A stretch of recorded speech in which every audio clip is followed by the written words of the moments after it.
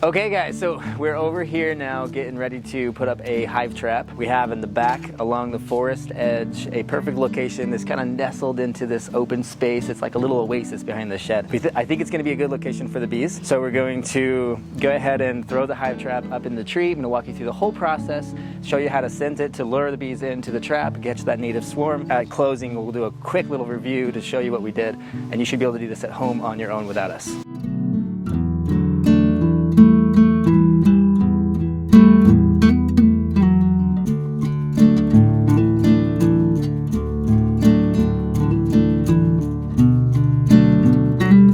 Try to get this as close to the tree as I can so I can rest the trap on it.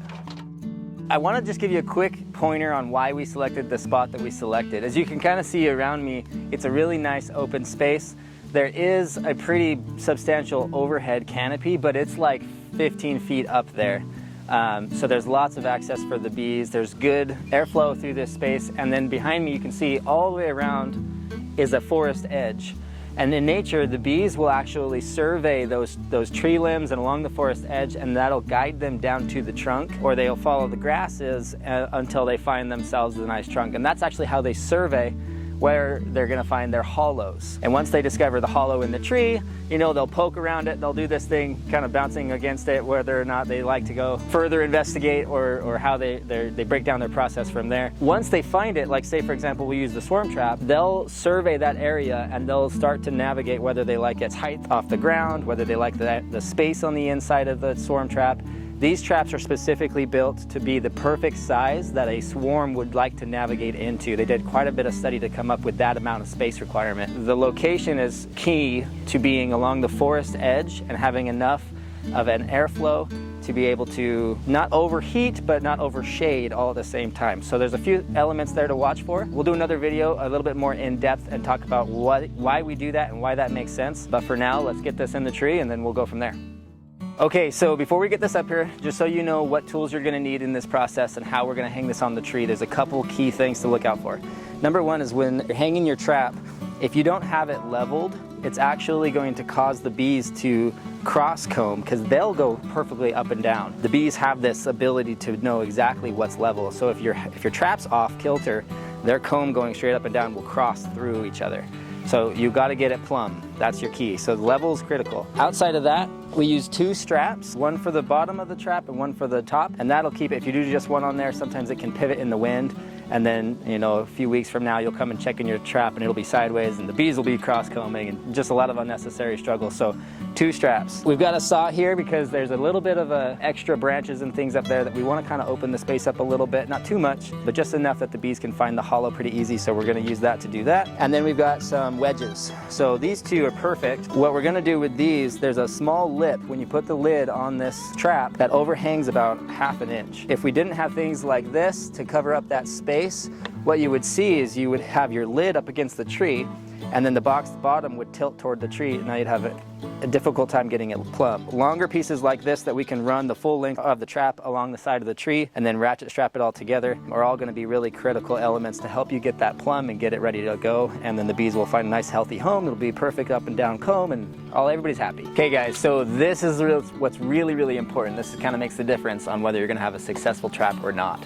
Realistically, a hive could find your trap whether you had this in there or not, but the likelihood of them being actually attracted to this versus any other area that they could go in the world is pretty slim. So we want to draw them into this. And so what they'll do, they have a really powerful scent glands in their body. They are familiar with the scent that is left behind from other bees being in the location and from the worker bees that will come out and leave a pheromone behind, indicating that it is a good home and a good fit for their colony to come back to later. Lemongrass essential oil mimics that pheromone and the scent. So what we do is we put a little bit of this lemongrass essential oil in these vials. And I have here a box from Dr. Leo Sharashkin, who is actually the one that provided the build plans for these. You can find those at horizontalhive.com. And we've purchased this from him as well. He's been very helpful, so big shout out to him. This is the specifically formulated little capsules that leach out the smell in a specific ratio that the bees can pick up. We use 1 to 2 of these. We close the lid, and that will attract the worker bee into this location. they'll smell it and say, oh, another bee left its pheromone behind, this must be a good hollow, so then they'll come and check it out, and there's a little bit of a fight for it, right? And then after that worker bee finds out it's a good location, they go back and get the family, move the family in. But lemongrass essential oil is a key lure. Another one is right here, this is raw propolis. Propolis indicates that there used to be at a time a hive in this home and that it is a feasible dwelling for them and their colony. And so propolis is that sticky gum that they use to seal up the cracks and the holes all around the exterior of the hive inside the nest. This is an indicator for them that it's feasible, and they'll use that as a lure as well. They're familiar with that scent. So we're just gonna crack this open here, and there is no plastic cap on this like some essential oil bottles have. So be careful when you open that up. I know I sometimes just open it up sideways at home with our other essential oils. So I would spill it all over myself. So there's some air bubbles, so I'm gonna kind of start at the bottom and push and pull at the same time. And that's probably plenty, but I'll fill it to the top. Close the lid. Ta-da, there's one lure. So, like so, this is now scented.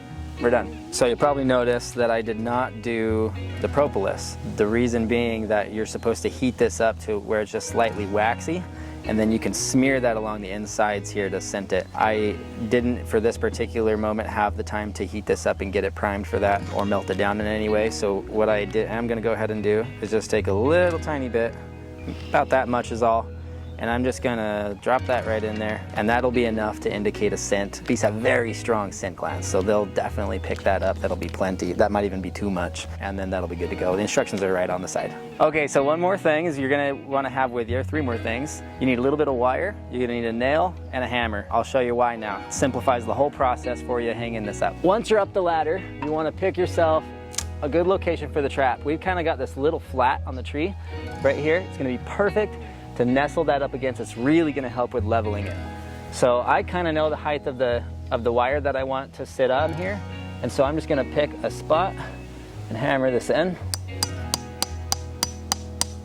And for reference, do not encourage hammering a nail into a living tree. For their purposes today, that's gonna be what we can do, and over time, about 2 years, the resins flowing up and down inside this tree will actually corrode that nail, and then you'll go to hang a hive trap on it and it won't be strong enough to hold. It'll rip right out of there. Trees are very resilient, but once you put a nail in there, don't pull that back out. If you pull that back out, now you leave an access for the bugs or mites or different things to get in there, and they'll start infecting the tree. Okay, so now you need a little bit of wire that you're gonna need in your supply list as well. I'm going to do it on this end here, navigating with where I want my entrance. So my hive is gonna sit this direction with the access going this way, right here, hanging on that nail on that face of the tree, right? And so by tying this, just wrapping it around itself like so, nothing fancy. If you don't know how to tie a knot, tie a lot. All right, that's good enough. It's not gonna be permanent. We're actually gonna take it back off once we're done. I just need enough of a grip on that wire to sit on that nail for me. So now we'll take this up there. Okay, so there's my nail. I'm gonna slide my wire down just a little bit further so I can get the hive a bit higher up, and so my straps don't go across it. And then with one hand, I'm gonna nestle that wire over the nail. Voila. Now my hands are totally free, I can strap that on. Now that your trap is suspended, hands free, good to go, you need 2 people. If you absolutely have to, I still recommend using 2 people. So we're gonna just kind of hand this around the tree to each other. And then we're gonna go across, let's say the bottom first, just for kicks and giggles. Get your strap where you want it, pull the slack. Can you grab that? Go ahead and pull that tight if you can. Now get your strap, once you've got it up there, out of the way of the entrance so that you're not blocking the hole. And then go ahead and cinch that down. Okay, that's good. Don't need it totally tight quite yet. You can go ahead and take the wire off now so you can use that for your second trap. We'll do this one over the top of that. Okay. Let's slide it this way just a hair. Get the slack out. Okay, so I'm not going to tighten that because we got to get our shims in. But that's enough. Now it's up there without the wire. The nail's not doing anything at this point. So now we can shim it and level it and then crank that down. So I'm gonna take probably that for now. Let's see how this does. Okay, so our shims are just random pieces of wood. It's nothing special. You don't need to make it complicated. We just are gonna wedge them in there in a way that's gonna help us get it nice and level, and that'll be sufficient.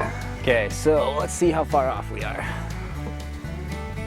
So we need to go away at the bottom just a bit. We may actually be able to get away with just one shim. So I'm gonna loosen that base one just a hair. Okay, let's hold that for a minute. See where we're at. That's pretty good. I like that. Okay, so then we're plumb, but let's just see if we can get, oh wow, that's actually dead on. I don't even need to touch it. Let's go ahead and crank it down and then retest that. Okay, so we're all done. We got it leveled. We ended up only needing 2 shims, and we used the angle of the tree here to slightly move the shims back and forth this way to help get it nice and plumb. This is leveled, it's good to go. The opening right here is in a good location where there's no branches in front of it. There's no leaves that they can run into, and so they've got a good access port for coming and going. Something to keep in mind is the lid. Keep the lid on nice and tight. Don't forget that that may or may not blow off in the wind so you don't lose it long term. But other than that, we're good to go. Just a quick recap on what we just went through. So first thing you want to do is make sure that you're scenting it. The second thing you want to look for when you're hanging it up there is making sure that it's nice and plumb so that you don't have any cross combing. And pay attention for your height. The bees know if you're under 10 feet. So you got to be 10 feet, between 10 and 15 feet is ideal. In addition to that, I would say make sure that you got a nice open space. And once you catch your swarm, this is where it gets really fun. So now you've caught a swarm, you've got 6 weeks maximum to get the swarm migrated from there into the new hive. And if you want to see what that looks like, we just shot a video of moving one out of an identical hive trap to this build model into another Layens hive, a horizontal model. And when you do that, you want to go straight down right below the hive trap location into the new hive. So you don't disorient your bees too much and end up losing them because they'll go back to the same spot. So if you want those details and a little bit more info on how that works, check out the other video and then stay tuned for more.